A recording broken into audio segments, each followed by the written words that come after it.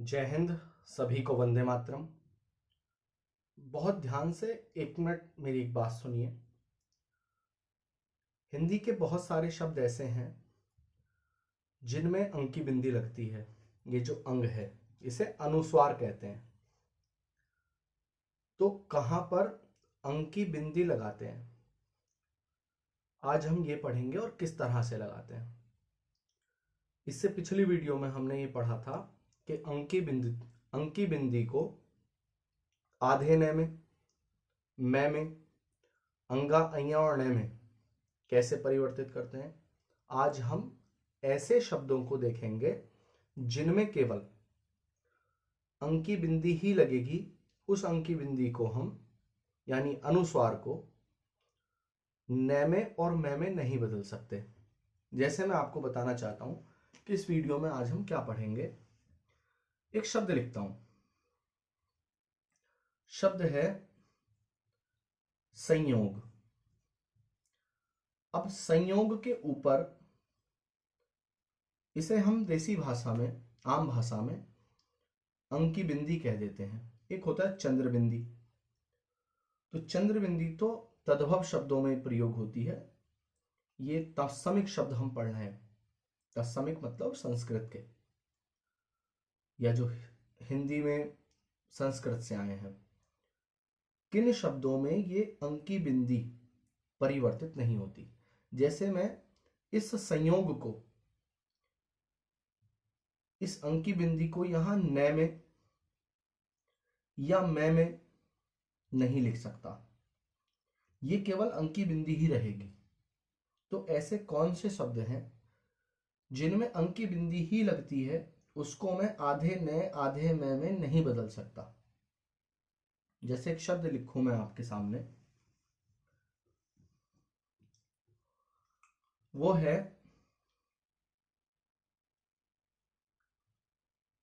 बंदर। तो बंदर शब्द में आधा न भी लगा दिया मैंने और अंक की बिंदी भी लगा सकते हैं बंदर, इस प्रकार से। जैसे एक शब्द लिखते हैं कंठ, तो कंठ पे अंक की बिंदी भी लगा सकता हूं और इस अंक की बिंदी को मैं ये ट वर्ग के पंचमाक्षर यानी ण में भी लिख सकता हूं। तो ये तो वो शब्द हैं जिनमें अंक की बिंदी परिवर्तित हो जाती है। ऐसे भी कुछ शब्द होते हैं जिनमें अंक की बिंदी को मैं परिवर्तित नहीं कर सकता, केवल बिंदी ही लिखनी पड़ेगी वहां। तो ऐसे कौन से शब्द हैं और ऐसे शब्दों की कैसे पहचान की जाती है, ये आज हमें सीखना है। शुरू करते हैं बिना किसी देरी के। अब पहले ये समझिए कि किन शब्दों में अंक की बिंदी लगती है और वो परिवर्तित नहीं होती। एक शब्द मैं आपके सामने लिख रहा हूं, नित्य अनुस्वार। नित्य अनुस्वार। नित्य अनुस्वार का अर्थ जानो पहले। नित्य अनुस्वार का मतलब होता है कि ऐसे शब्द ऐसे शब्द ऐसे शब्द जहां इस अंक की बिंदी का ही प्रयोग होगा, यह अंक की बिंदी परिवर्तित नहीं हो सकती। ऐसे शब्द जिनमें केवल अंक की बिंदी ही लगेगी, वो आधे न और आधे मैं में नहीं लिख सकता मैं। ऐसे शब्दों में जो अंक की बिंदी होती है उन्हें कहते हैं नित्य अनुस्वार। इस अंक की बिंदी को देसी भाषा में अंक की बिंदी और व्याकरण की दृष्टि से कहते हैं अनुस्वार। ये अंक की बिंदी का ही नाम है, अनुस्वार। क्लियर।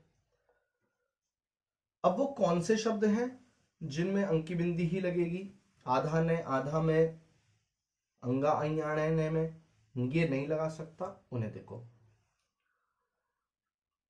यदि अंग की बिंदी से अगला अंकी बिंदी से अगला। अंतस्थ, अंतस्थ, अंतस्थ क्या होते हैं आप जानते हो, ये, रे, ले और वे।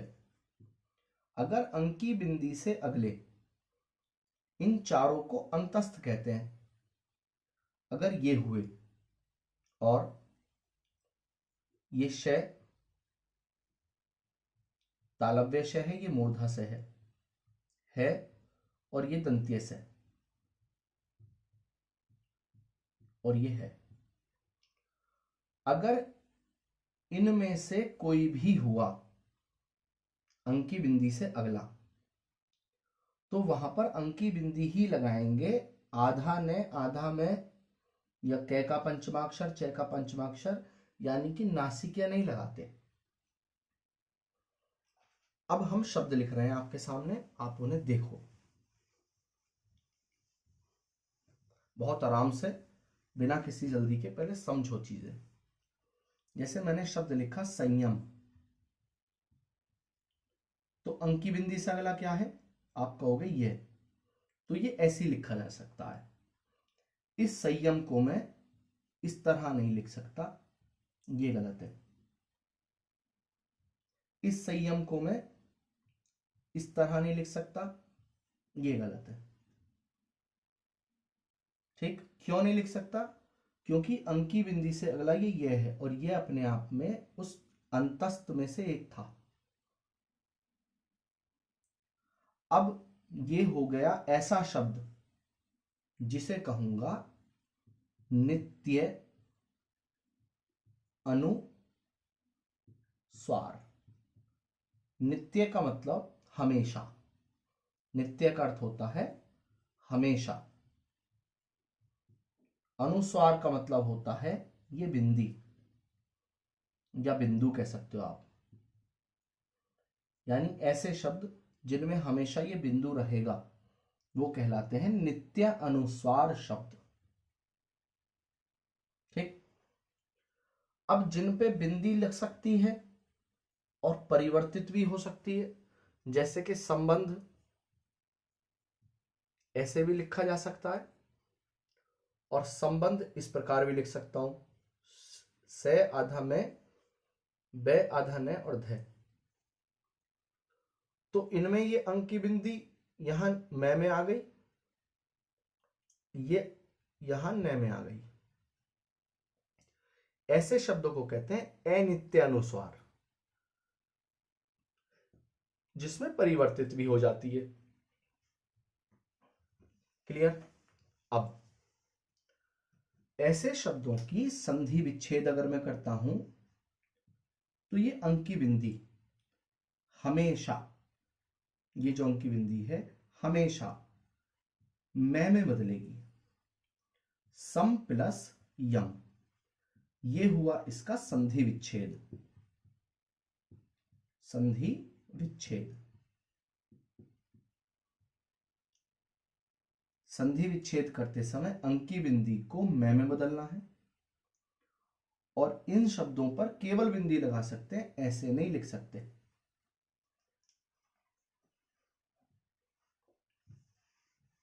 अब कुछ शब्द और लिख रहा हूं, उन्हें बहुत आराम से अपनी कॉपी में नोट करते रहिए और पढ़ते रहिए आप। इससे क्या होगा, जब आपको वर्तनी दी जाएगी तो आप उसे गलत नहीं करोगे। शब्द है आपके सामने संयत। संयत का अर्थ होता है रोका हुआ या दबाया।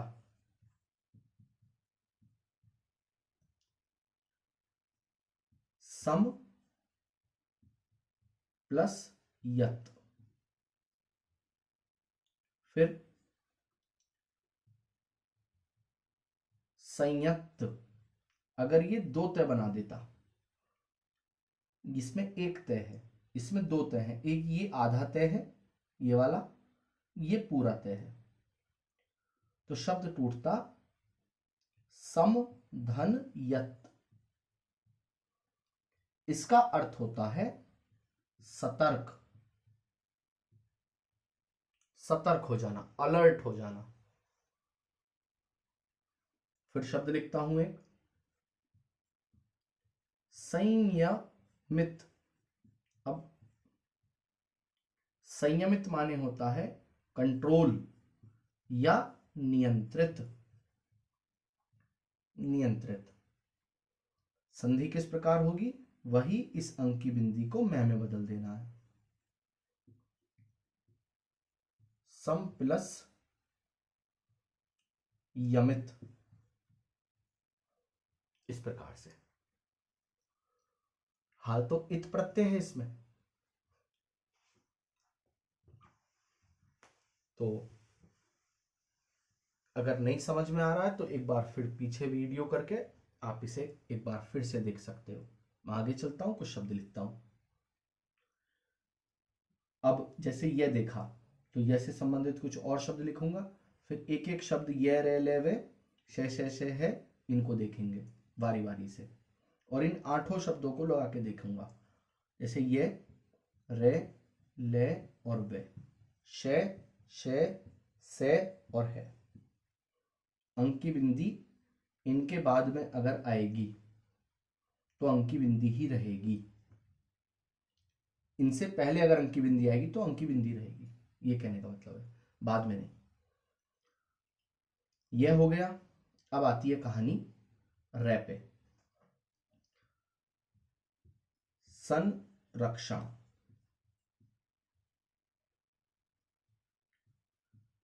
सनराग, सनराग,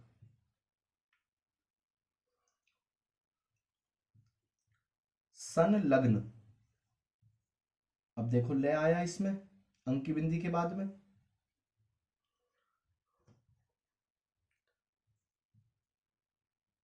संलाप,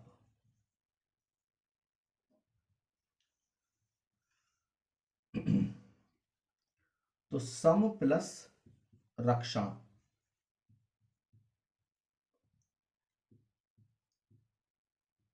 अंक की बिंदी में सम प्लस राग,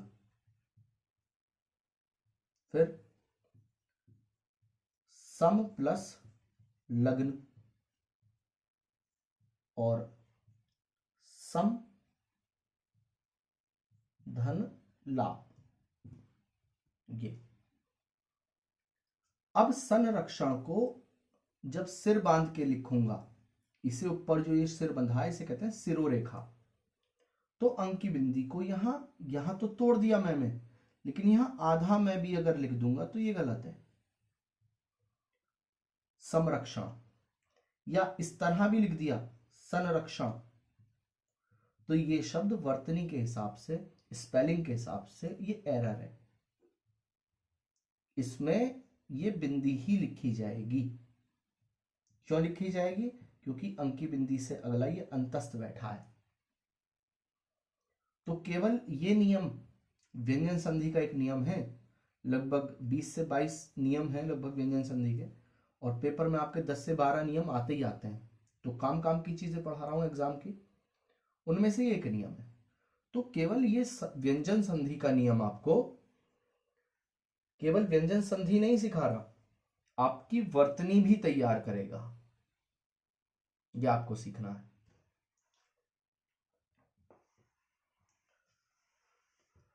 आगे चल रहा है।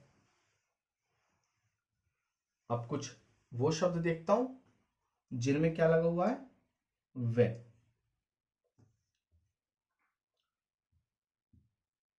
संवत, ये शब्द आपने सुना होगा। संवत कहते हैं ईयर को, ईयर यानी वर्ष।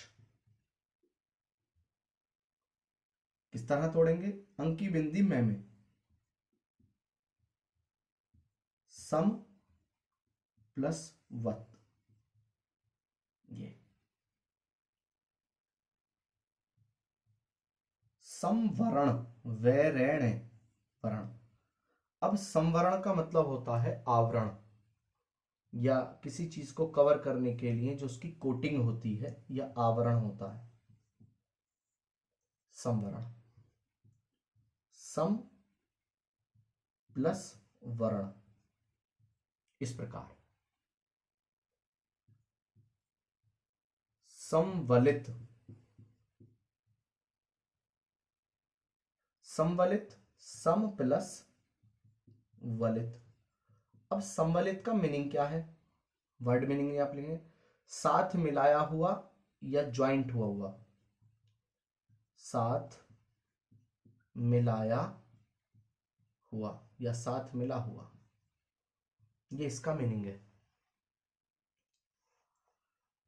एक शब्द और लिखता हूं, संवाद, सम प्लस वाद। संवाद मतलब होती है बातचीत, बातचीत को संवाद कहते हैं। इसी में ही एक शब्द अगर मैं जोड़ दूं बाद में ई, तो शब्द बन जाएगा संवादी। संवादी, बातचीत करने वाला। यहीं इसी शब्द में अगर जोड़ दिया जाए आपका संविदा, जिसे कई किताबों में लिखा है संयुक्त विधायक दल, जबकि इसका मतलब होता है टेंडर या प्रतिज्ञा या करार या कोई शर्त, जिसे कहते हैं ठेके पे देना, वो वाला संविदा जो आपने सुना होगा। स्पेशली संविदा का जो सेंस यूज होता है आम भाषा में, वो होता है कोई टेंडर या कोई करार या कोई शर्त। करार या कोई अब जैसे शर्त शब्द है तो उसे हिंदी में कहते हैं प्रतिज्ञा या करार, ये शब्द है। अब ये करार विदेशी भाषा का शब्द है, हिंदी रटने की चीज नहीं है।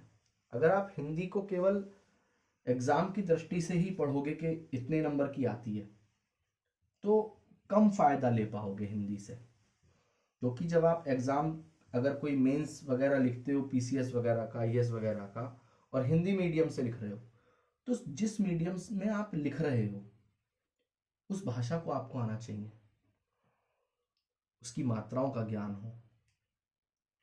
अगला शब्द लिखता हूं संवृत। ये शब्द आपने सुना होगा, संवृत विव्रत वाले में, अर्ध संवृत, अर्ध विव्रत। संवृत, ढका हुआ या बंद हुआ, ढका हुआ। सम प्लस व्रत। अब ये रे ले वे, ये क्लियर हो गए हमारे चारों। अंकी बिंदी के बाद आए, अंकी बिंदी ही रही। अब इनकी कहानी सुनिए। तो शय उठा लेते हैं पहले, ये वाला।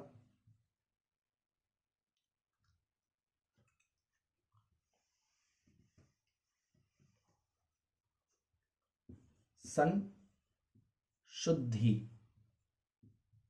अब इस अंकी बिंदी के बाद में ये तालव्य शय है, तो जैसे ही अंकी बिंदी के बाद में तालव्य शय देखो, तो इस अंकी बिंदी को आप परिवर्तित नहीं करोगे। केवल संधि विच्छेद आ जाए तो सम प्लस शुद्धि ये हो जाएगा। इस तरह से अगर लिखा संशुद्धि, किसी विकल्प में अगर ये दे रखा है और आपसे पूछ ले शुद्ध वर्तनी का चयन करो, तो ये अशुद्ध शब्द है, अशुद्ध वर्तनी है। अब यही शब्द लिखा है जैसे वर्तनी, तो आपने कई जगह इस तरह भी लिखा देखा होगा वर्तनी। ये वर्तनी ठीक है, ये वाला वर्तनी ठीक है। अगर यहां वे का पेट चीर देंगे, ओष्ठ वाला वे बना दूंगा, तो ये वर्ड गलत। यहां पर दंतोष्ठ वाला वे बना दूंगा, तो ये वर्ड गलत। इसमें भी ये अंतर है कि ये तद्भव है और ये तत्सम है, सही दोनों है। ये तत्सम है और ये तद्भव है वर्तनी का। किसी चैप्टर के ऊपर आपने लिखा देखा होगा शुद्ध वर्तनी, बर्तनी।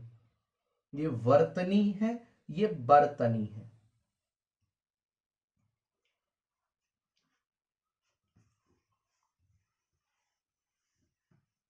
अब शब्द लिखना शुरू करता हूं। समशुद्धि का मतलब होता है पवित्रीकरण या शुद्धिकरण करना। मीनिंग लिख सकते हो आप अपनी कॉपी में अगर नोट्स बना रहे हो तो। अब जैसे एक शब्द है संशोधन, इस प्रकार लिख सकते हैं, और ऐसे ही देखा होगा आपने बुक्स में लिखा हुआ सम प्लस शोधन। यहां अंकी बिंदी ही आएगी, आधा न आधा मैं शब्द के बांधते समय नहीं लिख सकता। संशोधन। संश्रय, संश्रय का पहले अर्थ जानो। रहने का स्थान या निवास स्थान को कहते हैं संश्रय। जैसे इस वर्ड में एक श्रेय वर्ड है, श्रेय स्थान के लिए आता है, और इससे वर्ड आपने सुना होगा आश्रय, वो इसी से ही बना हुआ है, आलक के शुरू में। इसका ये अपने आप में मूल शब्द है। सम प्लस श्रेय, इस प्रकार। संश्लिष्ट, संश्लिष्ट। बांधा हुआ या बंधित को कहते हैं संश्लिष्ट। सम प्लस श्लिष्ट, श्लिष्ट। अब देखो इन से का भी नियम है कि कहां पहले ये आएगा फिर ये आएगा। कई बार बच्चों के मन में डाउट रहते हैं, हाल तो वर्तनी के चैप्टर में सिखाऊंगा कि कहाँ ये वाला शय बनाऊं, कहाँ इसको बनाऊं आधा, और कहाँ ये वाला बनाऊं। इनमें भी डाउट होता है, और इसी वजह से ये शब्द भी, इनकी वजह से कई सारी स्पेलिंग्स एग्जाम में गलत हो जाती हैं और लिखते समय गलती होती है। इन शय का भी नियम है कि कहाँ ये आएगा, कहाँ ये वाला आएगा, कहाँ ये आएगा। इसे तालव्य शय, ये मूर्धा से, और ये दंत्य से है। इनके नियम है, हर शब्द को रटा नहीं जाएगा। परिष्कार जब लिखूंगा तो मूर्धा आएगा, निश्चित जब लिखूंगा तो तालव्य आएगा, नमस्ते जब लिखूंगा तो दंत्य आएगा। क्यों आएगा उसका कारण है। अब आगे चलो, शब्द लिखे हैं हम संश्लेषा। ये सम प्लस श्लेषा, संश्लेषा। घनिष्ठ रूप से मिला हुआ, घनिष्ठ रूप से मिला हुआ, संश्लेषण का अर्थ होता है। शब्द है,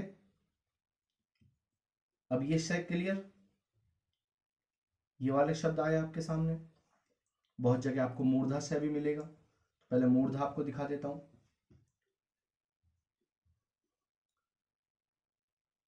से के ऊपर अंकी बिंदी, ये लगाया, आधा से।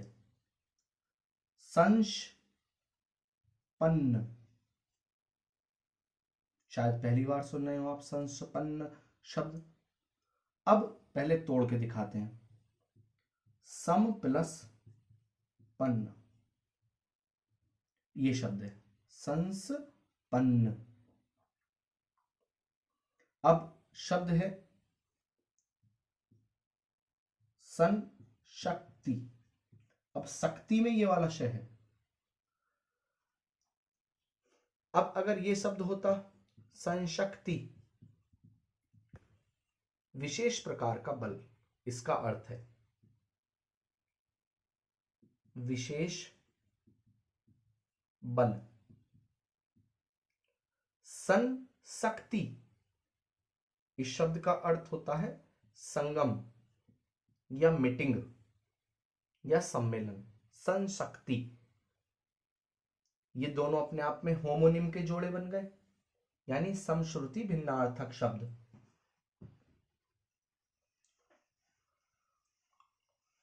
अब अगले शब्द को जानो।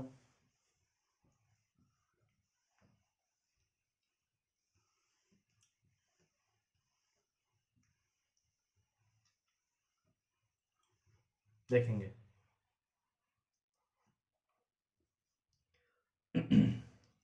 संसार, सम प्लस सार। हाँ, तो संसार का अर्थ जगत है, जगत, लेकिन ये जगत गलत लिखा है। जो वर्ड के लिए जगत आता है ना, संसार के लिए, दुनिया के लिए, उस जगत में तय में हलंत लगता है। और अगर बिना हलंत लगाए मैंने जगत लिख दिया तो इस जगत का मतलब तो होता है दुनिया, वर्ल्ड, संसार, और इस जगत का मतलब होता है कुएं का चबूतरा। कुआं होता है, कुएं के चारों तरफ बैठने के लिए चारों तरफ एक पैड़ी सी बनी होती है, उसे कहते हैं जगत।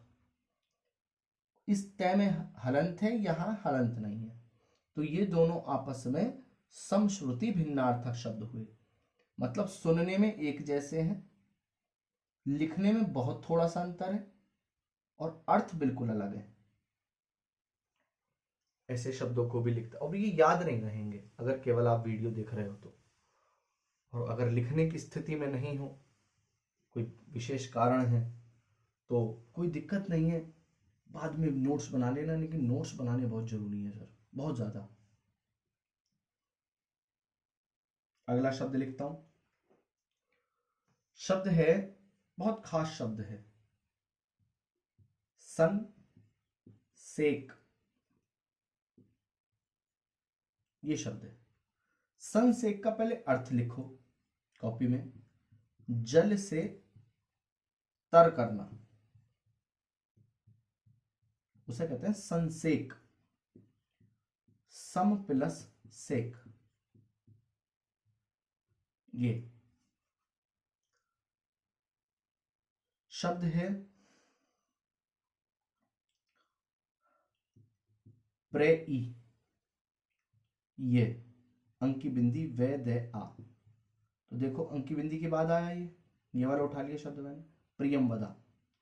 प्रियमवदा शब्द का जो अर्थ होता है प्रिय वचन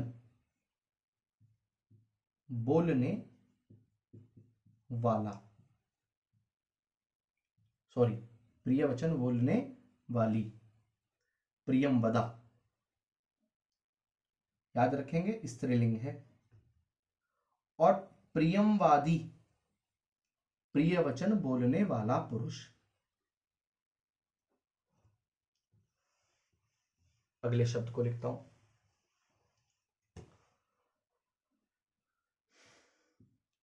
सन सैमेरिरी, ये रैसे ऋषि है। सन श्री ती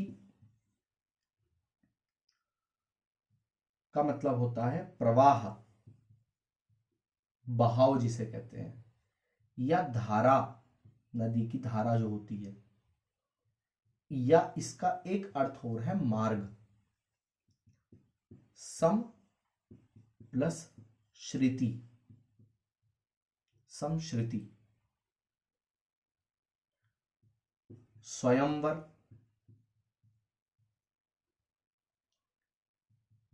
अब स्वयं अंकी बिंदी भी लगा सकते हैं, आधा में भी, प्लस वर, स्वयंवर। ये शब्द आपने सुना होगा। संहार, उद्धार करने वाला, इसका अर्थ मारना भी होता है, संहार करना। सम प्लस हार, संहार। समहर्ष इसी का ही शब्द है। संहारक इसी के संबंध में शब्द आता है, जुड़ा हुआ।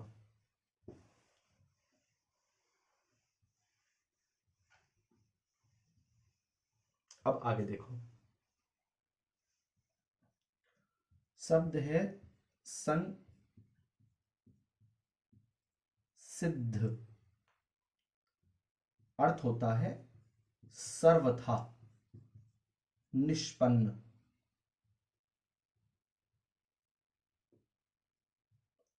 निष्पन्न, ये वर्ड है। अब यहां ये श है मूर्धा, ये याद रखेंगे। अगर अब इसको अगर मैं बदलूंगा तो ये विसर्ग संधि हो जाती है यहां पर कई बार। निश प्लस पन्न, निष्पन्नता, समसिद्धि।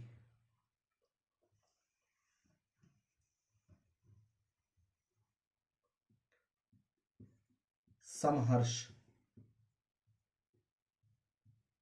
सम प्लस हर्ष, ये शब्द है समहर्ष। इसको इस प्रकार नहीं लिख सकता, ये स्पेलिंग गलत हो जाएगी। इसको इस प्रकार नहीं लिख सकते, ये स्पेलिंग गलत है।